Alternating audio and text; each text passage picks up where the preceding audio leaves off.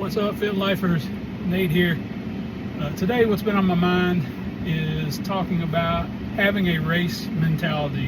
And what I want to say about having a race mentality, it might help you. In fact, I know it's helped me before to really press in, to get prepared for a certain race at a certain time, put in so much work, that sort of thing. But the problem is, once that race is over, if you don't go ahead and then set another race on your calendar, there can be a real hard fall off and you lose all your momentum. So you can do it that way. What I also say is there's a temptation when you're on a timeline for a race that you might be working out when you really should be rested, when you really should be taking care of an injury, or when you should really be taking care of family or something of that nature. So that can be a risk when you're constantly putting a race out in front of you.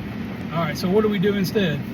I think for me, there's this principle, or I think it's a law of physics, but anyway, it says an object in motion tends to stay in motion, and an object at rest tends to stay at rest.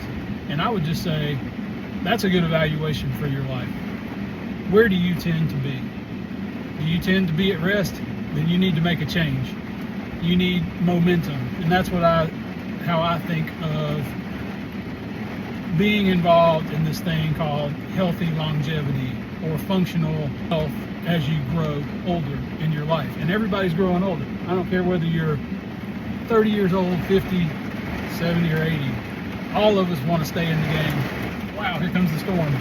I just barely made it. So set that as your motivation to stay headed in the right direction, to let that almost like a centrifugal force in your life.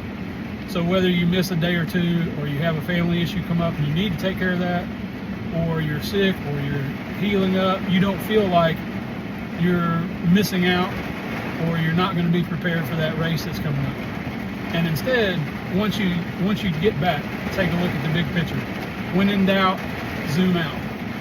Where is your fitness headed? Where is your life headed, for that matter? A lot of times it can be really helpful to zoom out and see the overall picture of your health and where you're at. And check your centrifugal force. Are you an object in motion? Are you headed for that healthy longevity? If you are, then awesome, keep it up. And I'm not saying don't put a race on your schedule, but don't let that be the controlling factor in whether or not you're going to be fit or healthy, or whether you're going to stay on your diet, or keep your nutrition locked in, those kinds of things.